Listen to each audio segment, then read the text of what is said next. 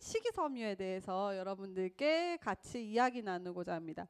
혹시 식이섬유 드시는 분 있으신가요? 밥 안 드세요? 네, 과일 안 드세요? 예, 우리가 먹는 대부분의 풀을 땅에서 나는 식물들은 가지고 있는 게 이제 식이섬유인데 굉장히 많은 식이섬유를 실질적으로 섭취를 하고 있죠. 단백질 외에는 거의 탄수화물과 식이섬유라고 해도 과언이 아닐 정도로 우리 식이섬유를 많이 먹고 있는데 왜 지금 현대에 식이섬유가 이렇게 많이 먹는데도 불구하고 왜 건강보조식품으로 식이섬유를 또 다시 섭취를 해야 하는지에 대해서 제가 여러분들과 함께 이야기 나누고자 합니다. 요즘에 얘기하는 7대 영양소가 있어요. 우리가 원래 알고 있던 건 6대 영양소. 탄수화물, 단백질, 지방, 비타민, 미네랄, 물. 거기에다가 식이섬유가 포함이 되어 있습니다. 식이섬유라는 게 뭘까? 식이섬유라는 거는요. 신체의 소화 효소로 오픈되지 않는 난소화성 고분자 섬유 성분을 말하는데 주로 식물 세포의 세포벽 또는 식물 종자의 껍질 주위에 분포가 되어 있는 거죠. 그러니까 우리가 흔하게 얘기할 때는 야채나 그 배추, 김치를 먹을 때 줄기 같은 부분 그런 부분을 식이섬유라고 이야기를 해요. 그래서 섬유질, 섬유소, 파이버 이 세 가지의 성분을 가지고 식이섬유라고 이야기를 하는데 굉장히 많은 식물들 안에 들어있는 게 바로 식이섬유입니다. 식이섬유의 역사는요. 굉장히 오래됐어요. BC 400년대 히포크라테스는 이미 이거에 대해서 이야기를 한 게 밀 기울, 그러니까 밀을 아주 곱게 갈지 않은 호밀이죠. 지금으로 얘기하면 호밀 같은 밀가루를 먹으면 변이 부드럽고 몸에도 좋다. 이미 히포크라테스는 알고 있었어요. 전 저분 천재인 것 같아요. 늘 이제 뭐 얘기할 때마다 나오시는데 그렇게 하고 1970년대 벌키트 박사라는 분이 소위 문명병으로 불리워지는 심장병, 당뇨병, 담석증, 대장암, 변비 등의 질환은 식이섬유 섭취량이 저하된 것이 원인이다라고 이야기를 했어요. 그러니까 우리 인체에 별 영양소도 없는 실질적으로 우리 인체에 그다지 뭐 영향을 미치지 않는 이 식이섬유가 우리가 해결할 수 없는 만성 질환의 원인이다라고 어떤 분까지 이야기를 했고요. 1972년도에는 인간의 소화 효소에 의해 분해되지 않는 식품 중 고분자 난소화 성분을 종합체를 식이섬유라고 처음에 이야기를 한 거예요. 그래서 식이섬유라는 거를 우리가 발견한 지는 얼마 되지 않았어요. 1972년 정도 됐으니까 그다지 오래된 역사를 가지고 있지는 않은데 이 식이섬유에 대해서는 굉장히 재밌는 논문들이 많이 나와 있어요. 평균적으로 아프리카와 아메리카를 비교를 했을 때 아프리카와 아메리카가 만성질환 발병률이 영양소가 부족한 아프리카보다 영양소가 과다된 미국에서 굉장히 많이 일어났고 식이섬유 섭취량은 그 반대가 되는 거예요. 그래서 이게 식이섬유 섭취량이 많을수록 만성 질환이 적게 걸린다라는 아까 논문에서 확인했던 벨키트 박사님이 얘기했던 그 이야기를 실질적으로 데이터화해서 이야기해 주는 거죠. 그럴 수 있겠구나. 그래서 미국인의 식사 비율을 봤을 때 식이섬유가 전혀 없는 식품을 86% 정도 섭취를 하고 있고 식이섬유가 있는 식품은 16% 정도 먹고 있어요. 근데 왜 그러냐면 실질적으로 미국에 가서 보시면은요. 엄청나게 많은 냉동식품들이 있어요. 그리고 대부분의 식품들은요.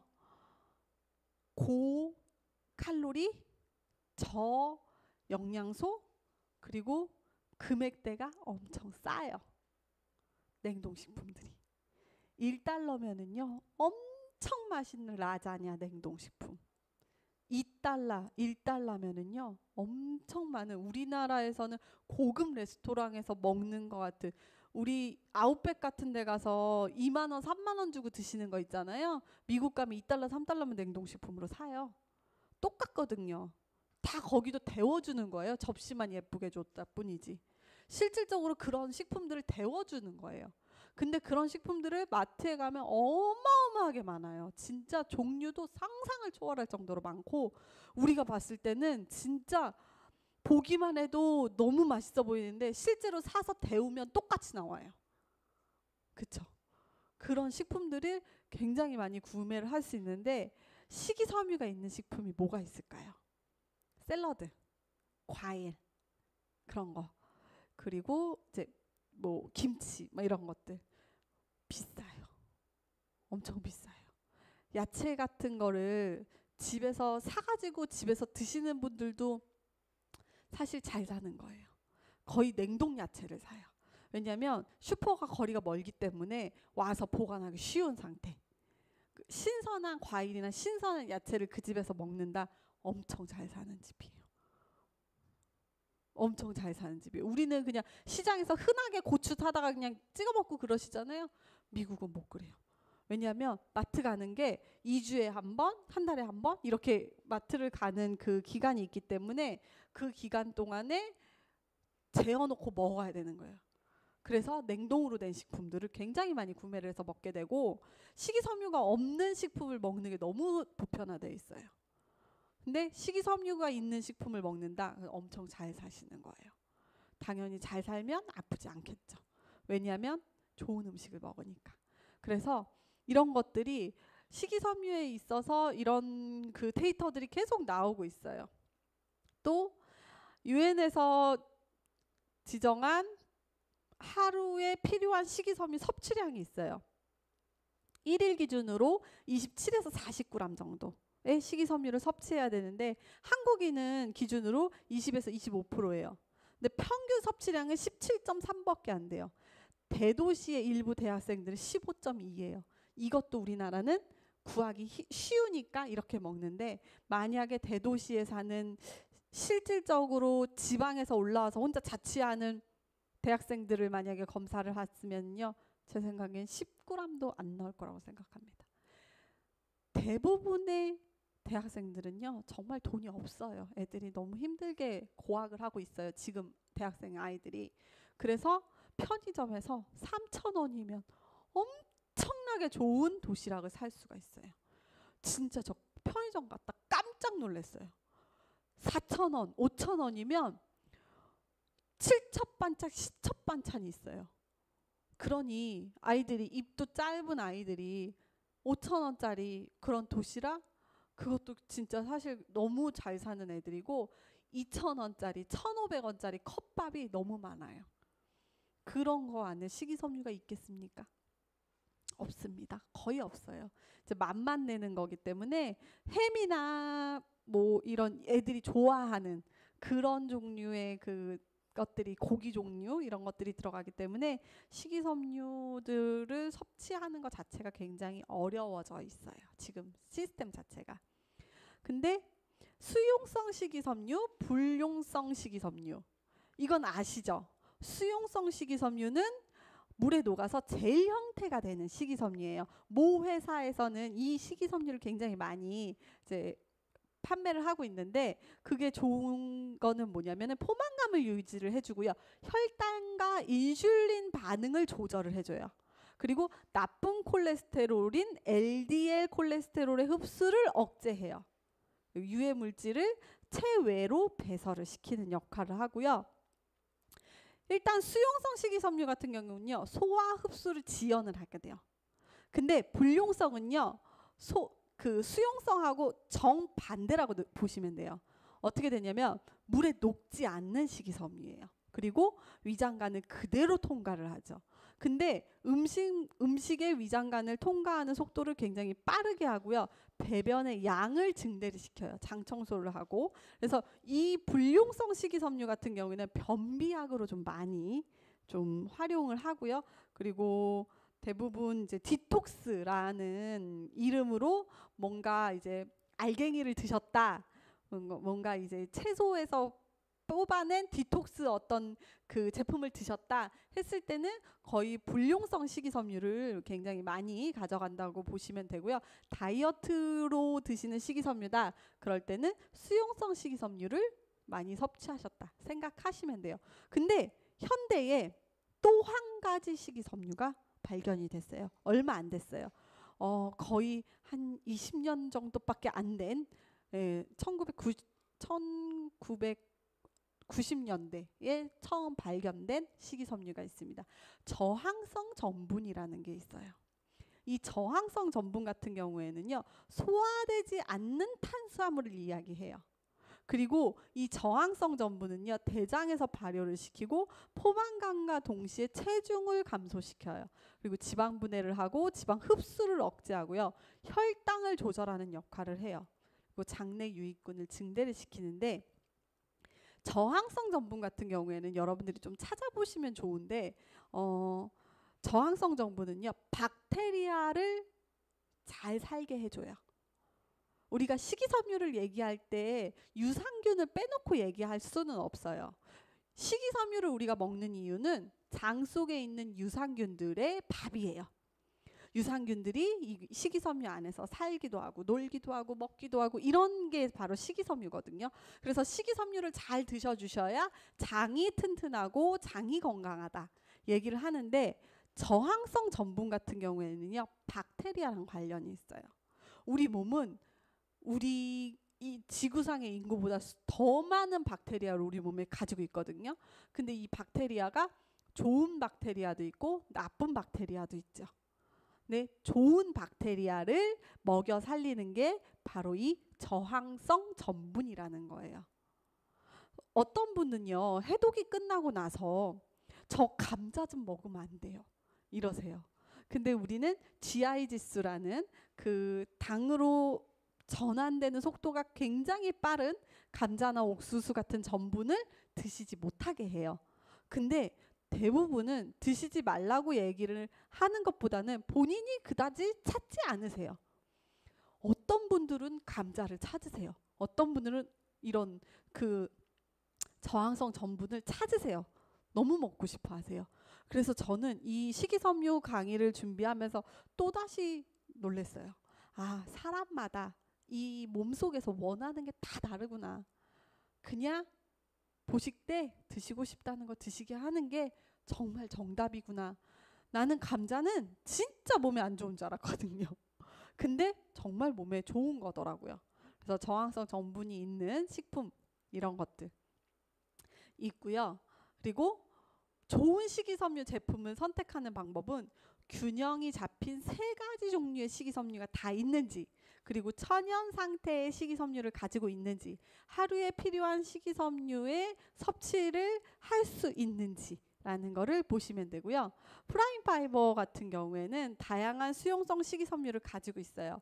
수용성, 불용성, 저항성 전분 이 3가지의 식이섬유를 가지고 있고요. 우리 회사에서 이번에 프라임 파이버를 개발을 하면서 제일 염두에 뒀던 것 중에 하나가 뭐냐면 홀푸드, 이 원 상태의 식이섬유를 그대로 건조시켜서 갈아서 만드는 거를 모토로 만들었어요. 그래서 대부분은 추출물도 있어요. 저희 그 캡슐화되어 있는 그 식품 중에서는 감귤 추출물, 로즈잎 추출물 이런 것들이 있어요. 왜냐하면 그 원 가지고 있는 형태보다 우리가 필요한 성분이 굉장히 적기 때문에 그거를 추출을 해서 그대로 드시는 건강식품이 있어요. 프라이프 안에도.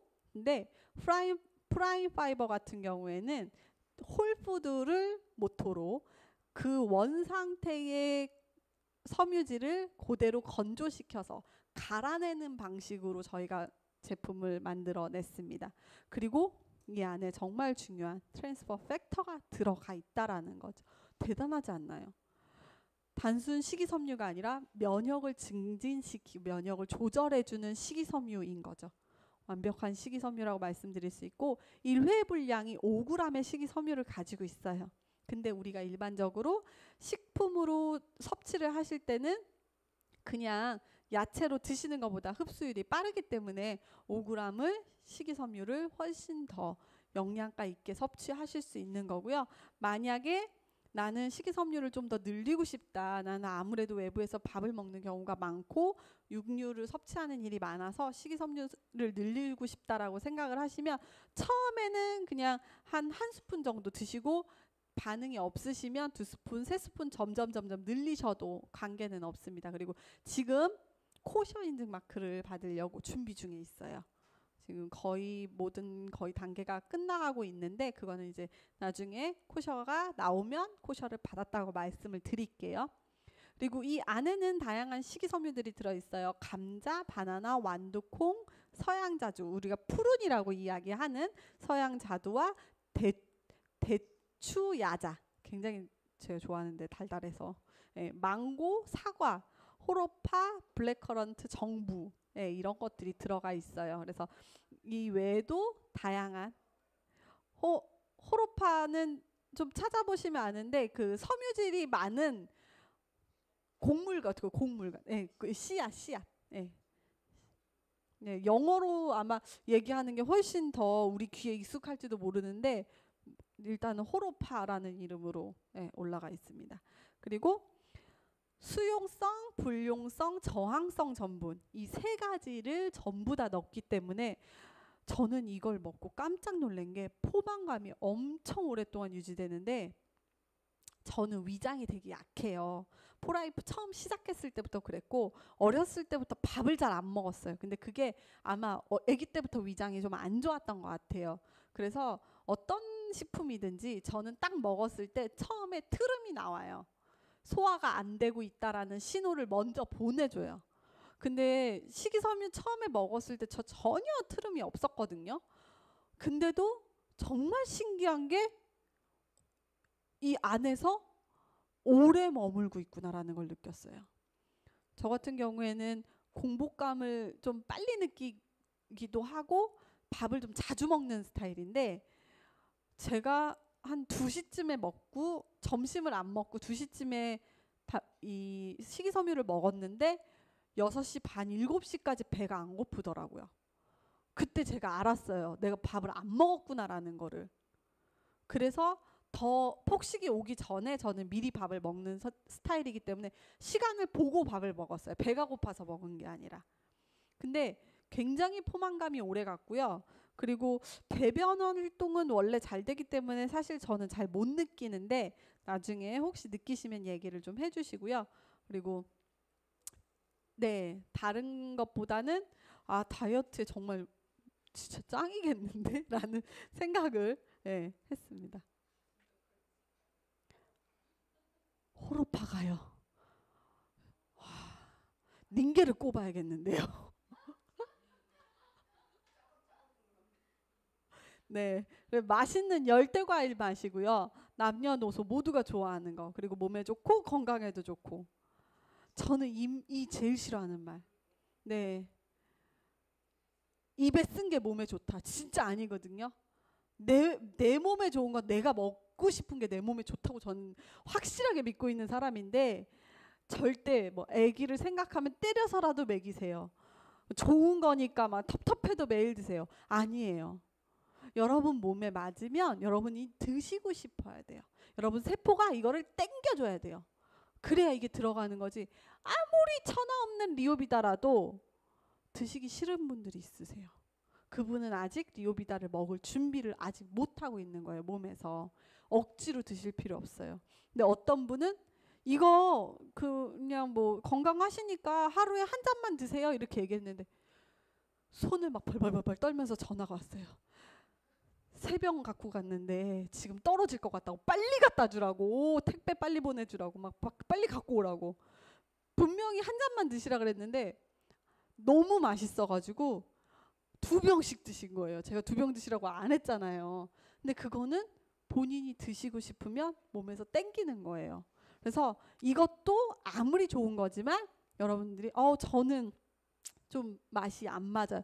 드시지 마세요. 그리고 이렇게 농도도 조금씩 조절해 가면서 드시고 싶을 때 드시면 돼요.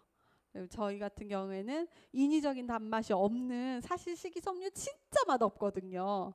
그렇기 때문에 약간 에너지 고스틱이나 프로티에프랑 혼합해서 드시면 그 단맛이 싫으신 분들은 오히려 중화가 돼서 훨씬 좋은 것 같고요.